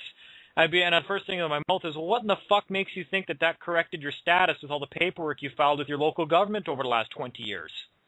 What has that got to do with anything? People are not contacting the proper department with the proper claim. You got to remember, these people live, we just spoke about this half an hour ago, offices. This is the office that deals with that. Oh, no, go to this office because that office deals with that. Oh, no, I'm not the clerk that does that. The clerks that do that are the ones that sit with the judge. Okay, if you're not going to the proper office and filing a document that is recognized by them, they don't give a shit what you send them. If it's not notarized, they don't see it, and they don't have to see it. And if it then doesn't go to the proper office, they don't care. Okay? You've already deemed yourself to be competent in law by filling out applications for driver's licenses and social security numbers and everything else, but now you don't know where to go to correct your status? Well, that's not their problem. Okay? And sending a letter to the Pope does not correct your status to that of a sovereign. And people don't even understand what the word sovereign means. Sovereign is true. Yeah, well, like when you're I'm a sovereign. Well, sovereign of what? That's an open-ended statement. I'm a sovereign. Sovereign is of what? Well, I'm the sovereign authority within this jurisdiction. Oh, okay. And what jurisdiction is that? Oh, well, this name. I'm the sovereign authority over this name. Oh, okay. Dean, yeah. Maxim number 3 of the 10 maxims. In commerce, truth is sovereign, not you. Absolutely. Right. Well, matter of fact, Wickbow versus Hopkins, folks. A sovereign never has to state he's sovereign. He is thereby just by being. There you go. There you go. So what's your standing with regards to that? Like the best way to clear up the status issue is to clarify your status with regards to the name. That's why I don't like people abandoning the name. It's now just abandoned property when that name is everything that you need to enforce your rights in the realm of commerce. You have to clarify your status within that name. Yeah, exactly. Well, that's what the DP. That's what the process that James Thomas and the DP has us going through. Those of us who are following the process very carefully, Dean, are doing that. Okay, Perfect. so this process that's been a little bit more formalized, and as Peter says, and according to the website, it's going to be even more streamlined. You know, with the new database, with the new website coming online, that formalization that you're talking about is happening, and it is clearing up a lot of stuff, especially for people like me, and I'm sure there's others like me out there listening, that have avoided, even though I've listened to you, Dean, I've heard your stuff, I've seen your video stuff maybe over a year ago, and Kate, you know, I heard about you, and I heard your stuff, and I avoided doing any of this stuff or using any of those words, oh, I'm sovereign, or you have to listen to me. All those things that you're describing that other people have done, you know, sending letters to the Pope or doing fly by the hip stuff, I personally have avoided because it was not formal. I wanted very specific things, what I needed to do, what needs to be notarized, what needs to be said. So this process that from the seminar last month that's enabled us to actually file into the Secretary of State, the Treasurer, you know, the Governor General of Canada, the places that he had to send it, getting the identifications. I was one of the first people that left the seminar the very next day and sent notices to the mayor, to the chief of police, to the secretary. I've been sending notices nonstop since the seminar. Okay, so and this is what I'm saying to you now, to go and notice a court, if you had any court things pending, in which case I had 3, one in family, one in superior, and one in federal court, ongoing at the time that I changed my status. I'm just trying to get concrete steps. I don't want to war. I don't really want to go back in there. Patrice, I know. People I do know that. Don't use the word sovereign is hard because people are saying that. You need to educate people that don't get it. You're confusing people. Patrice, I need you to just hold off for a second. I understand where you're going here, and I really want to get this clear to everyone. And you said the magic word. The magic word is now. We have all been on an extreme learning curve here, okay? Everyone, you know, has been trapped for a lifetime, and all of a sudden they realize they're getting screwed, and of course they want to get out. But this trap in this web is very deep, and it is very sticky.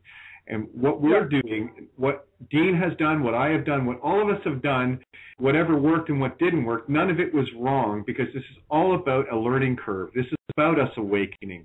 You know, it's like when I wrote up the Denique Ultimatum to send to Rome and all these places. It was an expose for people to see that it was about unveiling, and all of these layers had to be peeled off.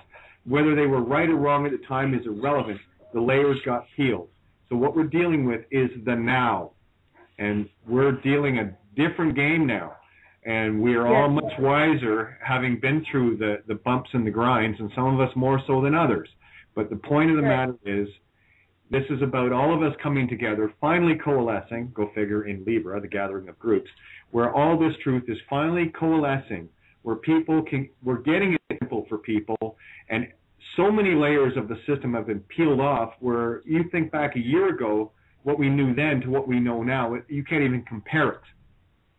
So what Peter was saying about divine providence and things getting more streamlined, and yes, absolutely, but people, we got to breathe. We've got to absorb, as you used the other night, Patrice, we have to marinate in the truth a little bit until it epiphanises, until we get it. And that's why I love the fact I have Dean and you and Peter on the phone here with Tony. Are you still there, Tony? He might have his mic mute. but you know what I'm saying? He doesn't want to speak. No, Tony's got my back on the helm if I get dropped off. I'm surprised I'm allowed to talk this much right now. But, you know, guys, carry on. We got a little over half an hour left.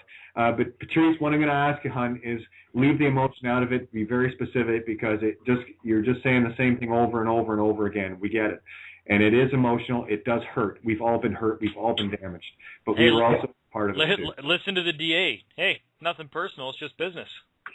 Absolutely. Right, that's what they told Diatra. There you go. Diatra. They told her.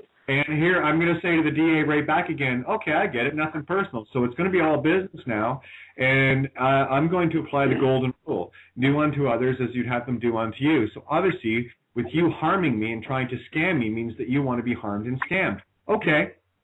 No war there. Yep. I'm good. That's not a threat. That's a promise. No, that's a promise. Who am I to step on their free will choice to wish to be harmed? Because in their ignorance or willful, that's what they're asking for. So there's no question that in the end, take that meaning for what you want. The end of times, in the end of your battle, whatever. They in the end they may end up just literally completely breaking the law altogether and not recognizing our rights whatsoever. We might just be subject to outright tyranny. That doesn't mean anything we're doing is wrong. It may mean that they might actually, in the end, just decide to ignore us and start shooting people. Who knows? Right. All things for a reason. But we got to fight. So, and you're exactly. much better off fighting well armed in the mind first, and at least exposing the fact that at least I've exposed the fact that we're living under a complete fascist tyranny. Okay, thank you. Now I know. At least let's get the pretense of law and order out of the way, and just tell me I'm just going to come and steal your kids, and we're gonna sell them in the sex slave trade, and we're gonna steal everything you own and fuck you completely over because we are just lawless and don't care. Oh, okay. Well, at least you're honest about it now. I mean, yeah, that's it. And at which point the golden rule still applies. If they want to bring that, then they have to accept it as well because that's what they want to experience. Our job is to bring the peace where they've been bringing war, deceit, tyranny for millennia. And here's one of the proofs, Dean, and you know this too. When the judge is pissed off, it just means you're winning. So the more panic that they get into the system, and again, I'm dealing on the ethereal here, the more panic I see in the system, the happier I am because I know we're breaking it down. And that works for me, And evil, by definition, must destroy itself. So let it. Yep. Yeah. I'm just here to help. Hey, Gene, I sent you a... I'm sorry. No, I sent you I sent you a very nice read. It's called the Birth Certificate Securitization Scam, and it really nails in 14 pages the hypothecation scheme from the inception of the birth certificate bond on out. It's going to be a beautiful read for you. I sent it in your box, and that's going to. It's a brother down here named Bill who put it together. It's the most succinct, direct thing that everybody in Canada should read, everybody in Australia, and everybody in America. Because, it's the nickel tour. It will turn your mind upside down. Talk about tearing back the curtain, and that man from Oz is literally naked. I mean, when you read this, it's going to blow your brains out because it's the truth, straight up, unequivocal about the hypothecation and how it's all come about. And like you say, if everybody stopped putting their signature on paper for 2 weeks, the system would go tits up. Yep. Probably even one day. If everybody on this planet stopped doing it for one day, that'd be the end of the whole IMF just to begin with. But I think a real good reason for my reason for telling people they really need to get familiar with the idea of jurisdiction and commerce versus the common law, or the law of the land, because they are two completely opposing systems, one on top of another. Once you start to realize that we're dealing in commerce when we deal with these people, and we've done it to ourselves, then you can refer to the commercial maxim that equity is king in commerce. Equity is everything. So, and this is where we get into standing, which I was talking about standing earlier. If you have no equitable claim, you have no standing. And that's why a lot of times when we're trying to enforce our rights in commerce, we have none because we haven't claimed our equity. We have no equitable standing. It's like walking into a boardroom for a corporation and starting to yell and scream at people to do certain things, and they're like, "Excuse me, are you a shareholder of this company?" Because if you don't own any shares in the company, you got absolutely no business with that company whatsoever. You have no standing. When it comes to the name, if we own 100% of the equity in the name and we claim it properly in a way that they recognize. Exactly.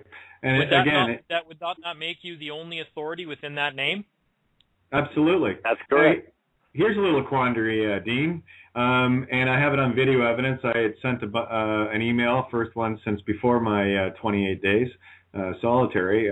So now the new chief of Guelph, since the other one got his ass handed to him because of he wouldn't leave me alone. He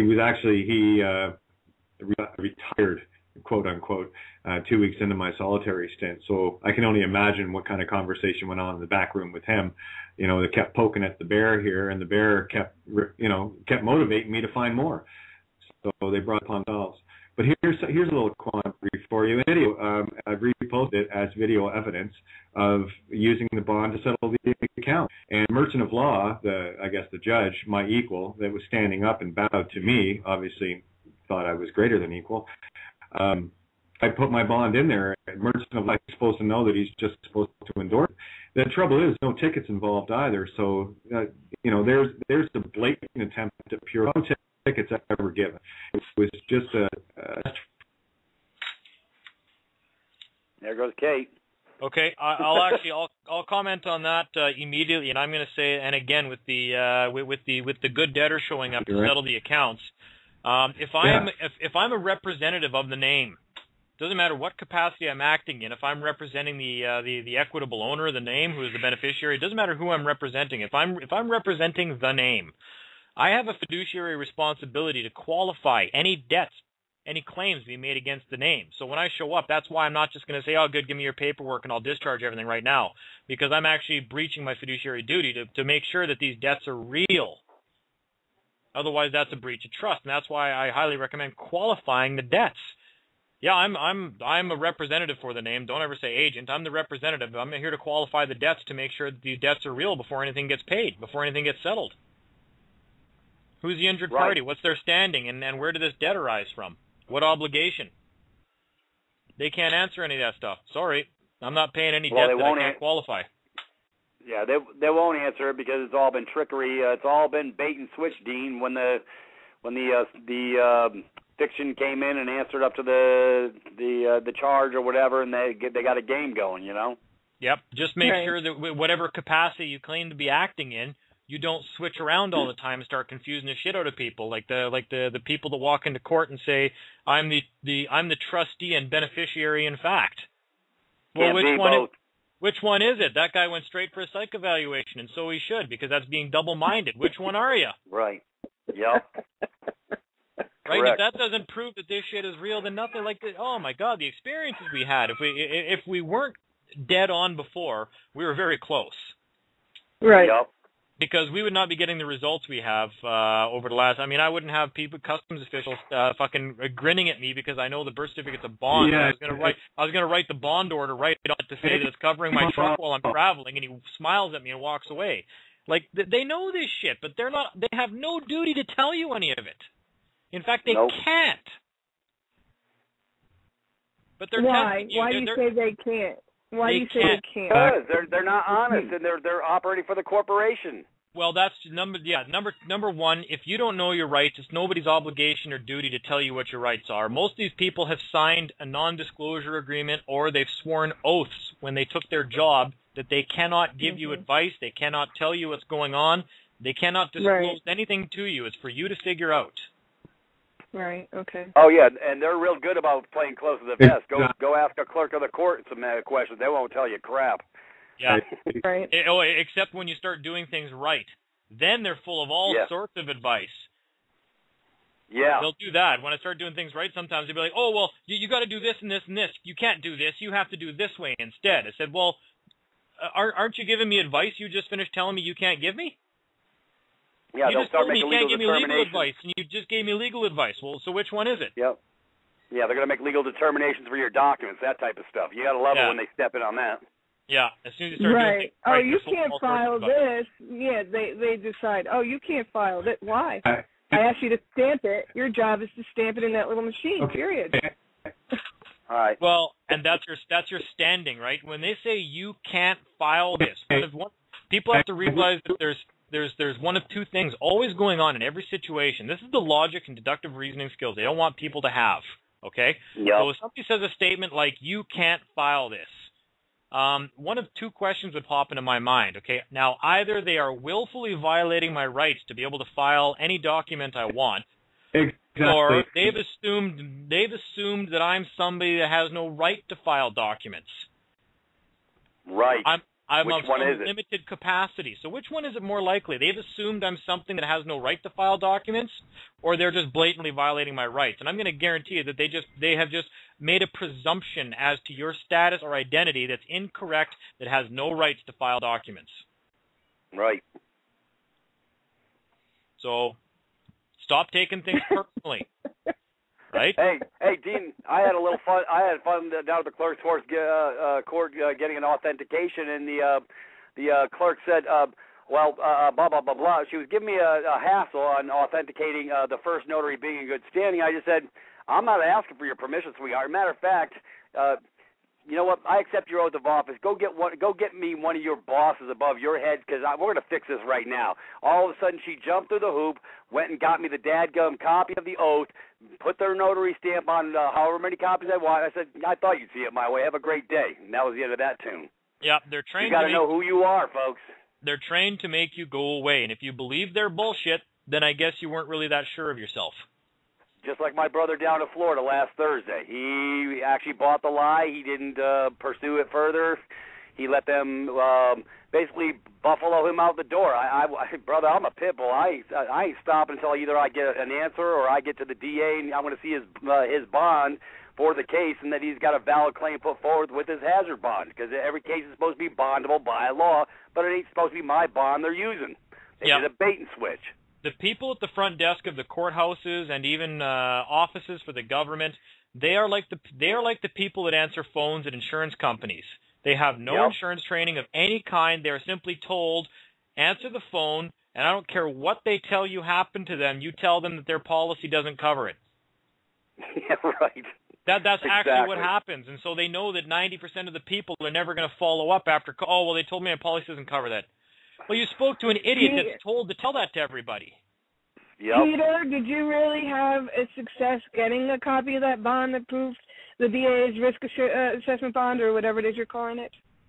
Did you get a copy of that? Did you? Do I have a copy of what? Well, when you say you want the proof that he has risk bond or whatever it is, that, you know, in case you get harmed, have you been successful in actually getting a copy of that or proof that that exists? That's all you got to do is go down to risk management, find out for yourself. If you got a DA in the mix on your case, and you need to go down to the court and go to the risk management office, it's a public document. It's supposed to be attached to the dadgum oath of office. Yeah. Now, I'm asking you the question: have you been successful in getting proof of that document? No, see, that's not a question for me, Patrice. That's you know what? I didn't have to go to the court and get a bond for the DA. I already know they're flying without a net. So, what's your point? Okay, guys, can I jump in here for a sec? We're already looking into the risk management and getting all the contacts, and we'll go down and take care of that one. I just wanted to let everyone know I've got a caller here. I just want to get them. We've got like 19 minutes left here. So I just want to see if they have something they want to jump in here with. Ari? I want to add something to that, to the risk management stuff we were just talking about here a second ago with going to find that bond. I usually, myself personally, instead of trying to find their bonding, I always try to use stuff like this. I just agree with everything that's going on. So if I get a Crown to admit in court that I've been given full disclosure, well, Mr. Clifford, the Crown said they gave you full disclosure. Oh, okay, thank you. Well, I didn't find their bond in the full disclosure. So since they say they gave me full disclosure and there's no bond in there, I have to assume they have no bond, which means they've assumed full personal liability for the claim they brought before this court, which means I'm now going to need a full financial statement of his personal assets to cover any damages that he may have caused. Perfect. I love it. Just roll with it. Don't say, no, I want to see the bond. I want to see the bond. Right. Oh, okay, he doesn't have a bond then because it wasn't in disclosure. Great. So he's personally liable. I need a full financial statement of all his assets now to make sure that I can go out, so I know what to go after when I've been injured. Exactly. Excellent, Dean. That's good. 1 second. I'm just going to let area code 609-516. Yeah, I'm okay with them not having a bond. Jump in just now. roll with this stuff and get creative. Yes, got to use your mind a little bit, folks. Got to open up the pathways to the neurons. It's fun. And then if they suddenly come back and say, oh, wait, no, I do have a bond. Oh, it wasn't in the full disclosure, so you lied. There you go. You got him either way. You lied. Damned if you do, damned if you don't. Yeah. Can you guys hear me okay? All right. Yeah. Just really quickly, area code 609-516. Your mic is hot. If you have a question, jump in now. Make it short and sweet. We got 18 minutes. Yeah. So if you can kind of on the fly come up with this kind of stuff, and they know that you know your shit. It'll be the last time you ever hear from them. Yep. They'll want to make the case disappear. Yep.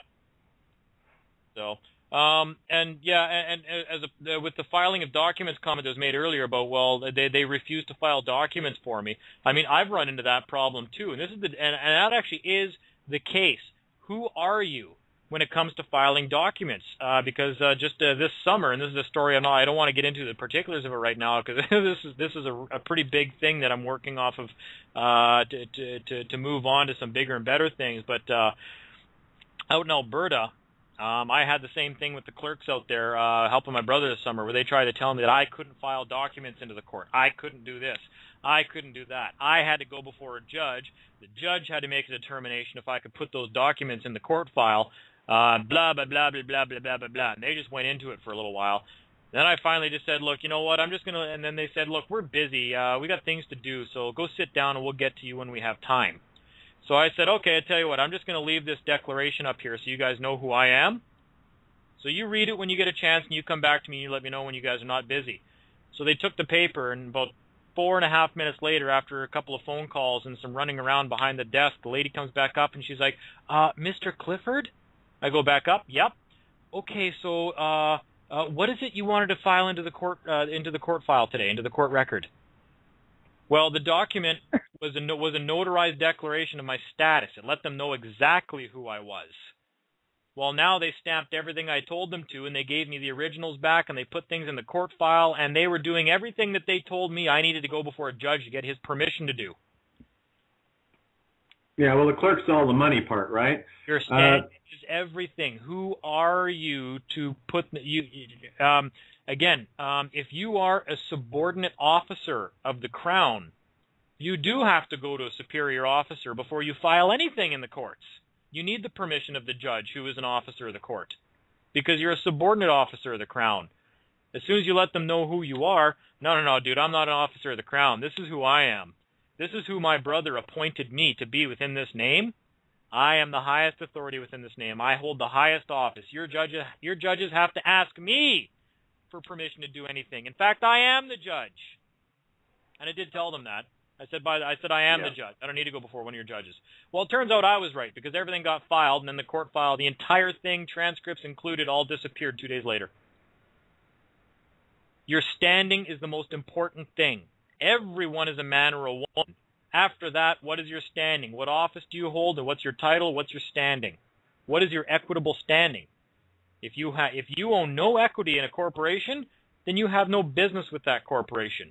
If you own 100% of the equity within a corporation, then you are the only authority within that corporation. Agreed. That's how the scales of justice work. Exactly, and it's all about the standing and knowing who you are. So, I don't think I can get more precise with what I just said, to be honest with you, without actually starting to break it down. But that's it. If we're dealing in commerce, equity is king. Period. And we're dealing in commerce, trust me. There is no common law courts. That's right. I'm okay folks. with everything being a commercial injury. Show me the money. Yeah, show me the money is right, and that's exactly what it's all about. It's all about the money, the bond. And you gotta figure out who you are. We got about 14 minutes left. I guess the caller that was there isn't there now, so no worries. Can you hear me okay? Yeah, loud and clear, Kate. Wow, that's the first. Anyway, yeah, again, I was gonna ask you, Dean, about the fact that the birth certificate was given in to the Crown to hold that day on the video. And again, that's 2 years ago, guys. I knew shit back then, and I still built up enough paperwork that scared them to bring that guy in. But we're a lot further down the road here. We've all made beautiful leaps and bounds, and some of us got chopped at the knees, and all for good reason. We were saying about the clerk there, Dean. I said you can't. When they say you can't file that, the only thing I would say is I know you can. It's your job. Yeah. Well, when they did bring up, they say you have to go before a judge and ask him, and I said, well. I'm sorry to tell you this, but I don't have to ask your judges for anything because I outrank your judges. And then I said, so I'm not going to go into one of your courtrooms and ask your judges for anything.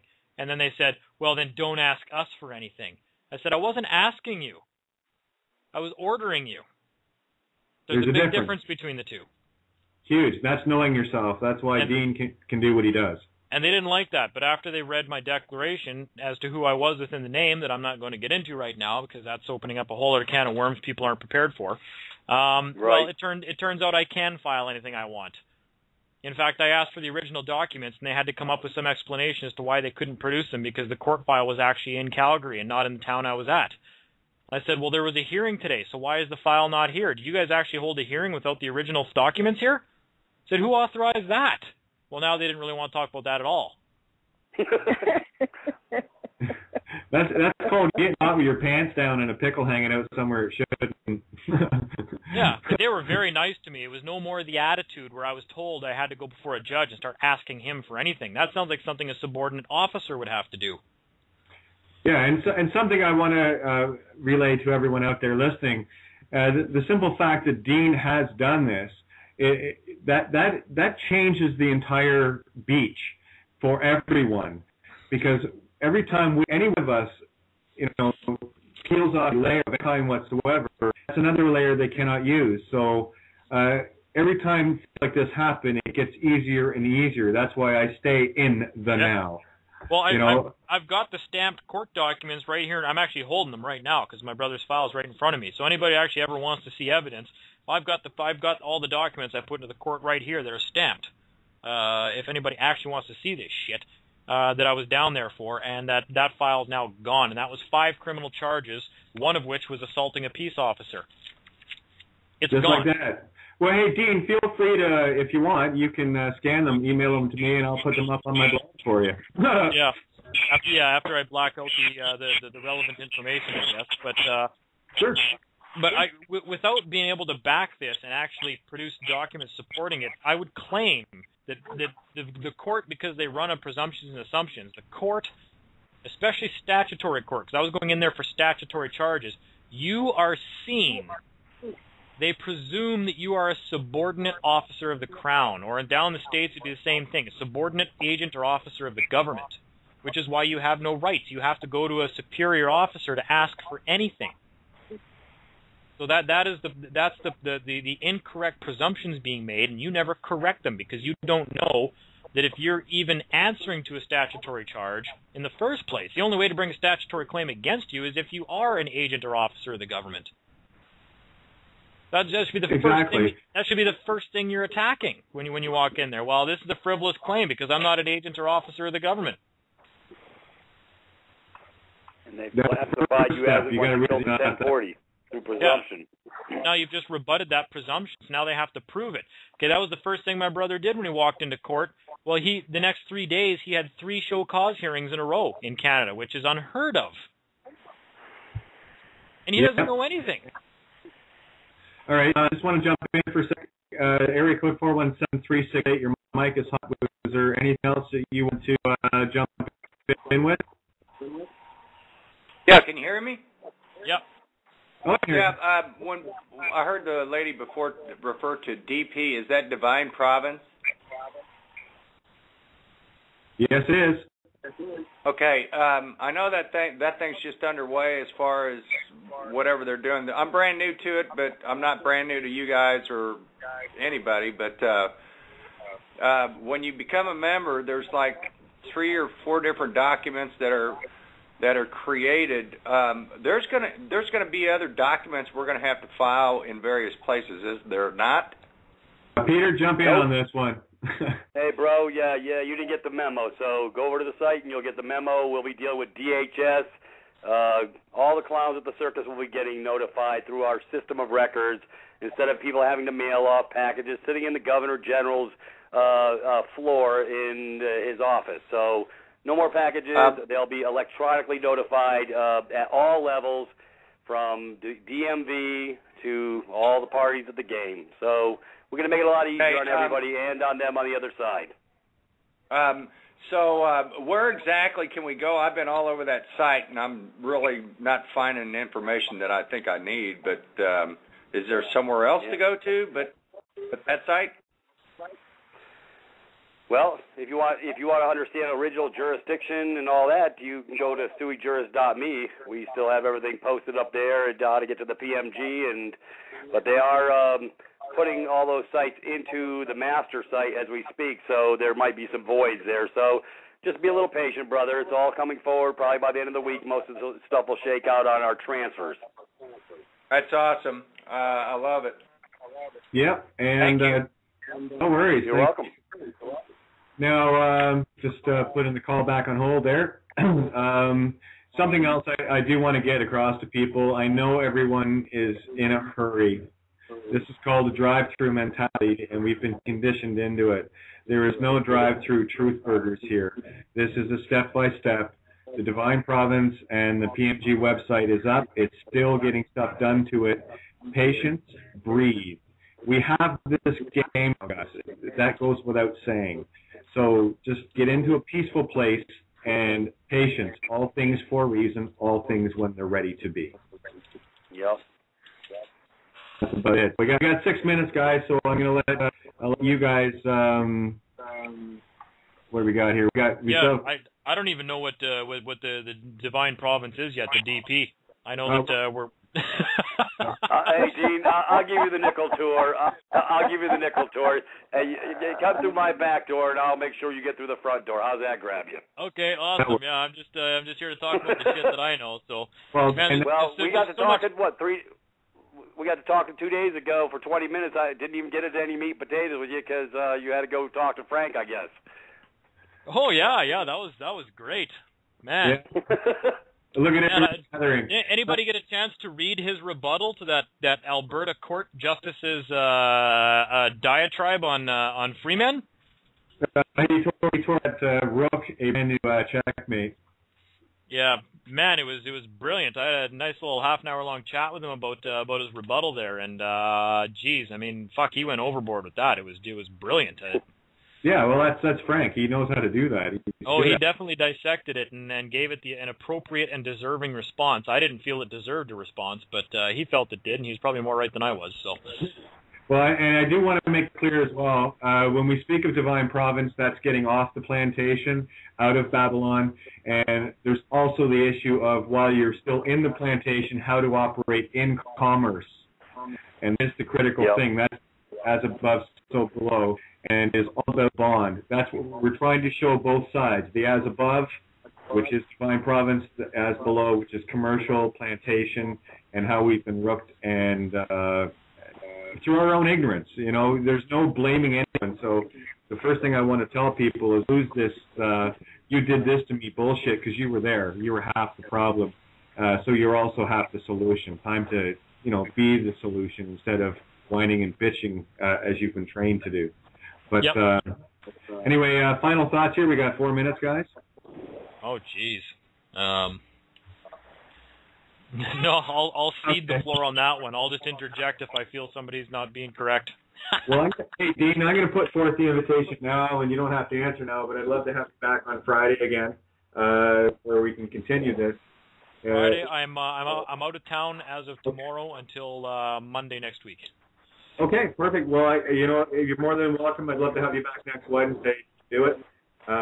Sure, we'll be talking in the meantime before that. Yep. Well, it's the perfect time to go on the offensive here with really getting people to understand their rights and stepping up the tempo here, because the first thing that people sent me that, and they're all mad about that judgment that was done here in Canada, where they felt that the need to go off on a 175-page rant about Freemen.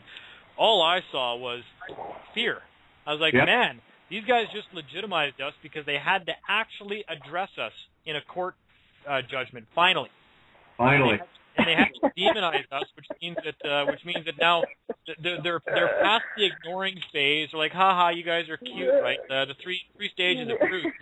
Now they're into the whole violent opposition and having to go into diatribes about free men and all these other kind of things, and what scumbags and everything else.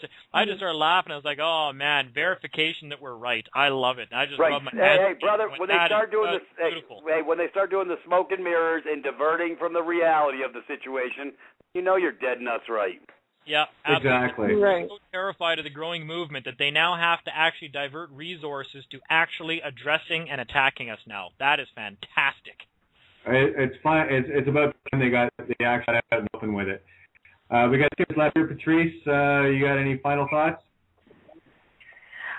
No, it's just a difficult balancing act, and if I feel it, I'm guessing other people do too. I'm your cancer, so I'm coming from the feeling center. So if you feel emotion from me, yes, you're right. There's emotion flowing from me. So the anger at being duped is a pretty powerful one. Okay, the outrage at being abused is a pretty powerful one. The loss and trauma of having our property, our money, our children, whatever it is it's taken from us is a pretty powerful one. So when you start getting a lot of powerful emotions, people want concrete. It's what we talked about earlier in the week, Kate. I have a step I take. I have this pain I have a pain in my shoe, and I want this concrete thing about take the shoe off, get the pebble out. Patrice, I need you to read. We got 1 minute left. You're breaking up on me. I can't hear you. Okay. I'm gonna interject here, and I'm gonna say that the minute you get emotional about something, and they're counting on you getting emotional, you lose. You get all worked up and you get emotional. You've actually just blocked off your logic and reasoning centers, and you have no deductive reasoning skills left. You're just in emotional bar fight mode. Okay. No, I understand that, and and it's easy for me to get provoked. Okay. I understand that. Patrice, and so door is shutting. I think the door is shutting. The door is shutting. Oh. Well, I just think other people get provoked too. I think people need a way out of being provoked. If we don't want to be at war with them, then let's not provoke They're people. masters. They're masters at war. No, I understand it. I understand. Kate, where can we get some more information? Guys, 10 seconds outside the box. Thank you for taking Jesus. Guys. Is this where I put a witty Matrix quote in there? There is no box. Right. Anyway. Hey, Dean, check your box. Speaking of boxes, I took some stuff into your box. Oh, yeah. No, there is a box. Sorry, I'm wrong. Anyway, all right, brother. Guys, just to let you know, the show is over, and this is not going to be on it'll probably be on the recording. So I just want to say thanks to you guys for showing up. Dean, I'll book you for next Wednesday. Any problems, let me know. I'll talk to you before that. I should be around. And Peter, I will talk to you probably in the morning. Lots to go. You got it. And Patrice, you have your phone, right? I do. Okay. Yeah, maybe if once we get off this call, if you can give me a quick shout on the what do you call it, on my cell phone. I have got limited minutes, but give me a quick call if you can, and we'll go from there. But thanks again, guys, for everything. Okay. Yep. I got to run. Okay. You guys all have a good night. Okay. Hey, Dean, thank you. Hey, I'll get up with you, brother. Okay. I'll talk to you later. Absolutely. Later, Dean. Be All good. right, have a great one. Hey, it was a pleasure talking to you, brother. Agreed. Take care. All right. Good night. Right. All right, so I'll end the call here, and you guys, thanks again. And please, I'll just have to go tinkle, and then you can give me a call. Give me about 5 minutes, okay? Okay. All right, love you guys. Talk to you in a bit. All right, bye.